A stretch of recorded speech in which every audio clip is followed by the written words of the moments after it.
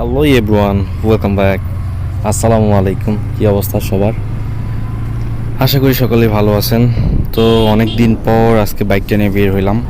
মাঝখানে মোটামুটি 18-19 দিনের মতো বাসায় ছিলাম না। বাইকটা বাসায় পড়ে থাকার কারণে পিছনের চাকার একদমই হাওয়া নেই।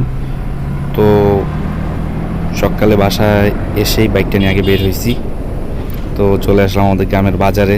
দেন আসার পরে বাইকটাতে হাওয়া দিলাম পিছনের চাকায়, সামনের চাকার প্রেশারটাও চেক করে নিলাম। দুইটা চেক করার পরে বাইকটা নিয়ে একটু বের হইলাম। তো মাঝখানে অনেক দিন বাইক না চালানোর মানে বাইক না চালানোর ফলে বা বাইকের কাছে ছিলাম না, যার কারণে বাইকের প্রতি নেশাটা অনেকটাই বেড়ে গেছে। তো যার কারণে সকালে এসেই বাইক নিয়ে বেরিয়ে পড়ছি।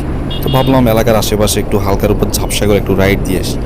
এই জন্যই বেরিয়ে পড়লাম বাজারে, আমাদের বাজারের একটু উত্তর পূর্ব সাইডে শাল বৃক্ষের গহীনে। গহীনে বলতে এই পাশে চারপাশে শাল গাছ এবং সামনে একটা শাল বাগান আছে।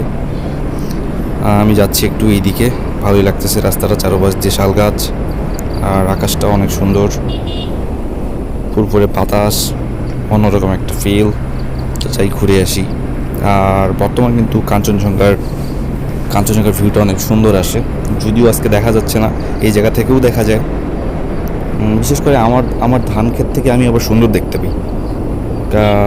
আমি সকালে এসে আবার ধান খেতে গেছিলাম, দেন ওইখান থেকে এসে বাইক নিয়ে বের হয়েছি।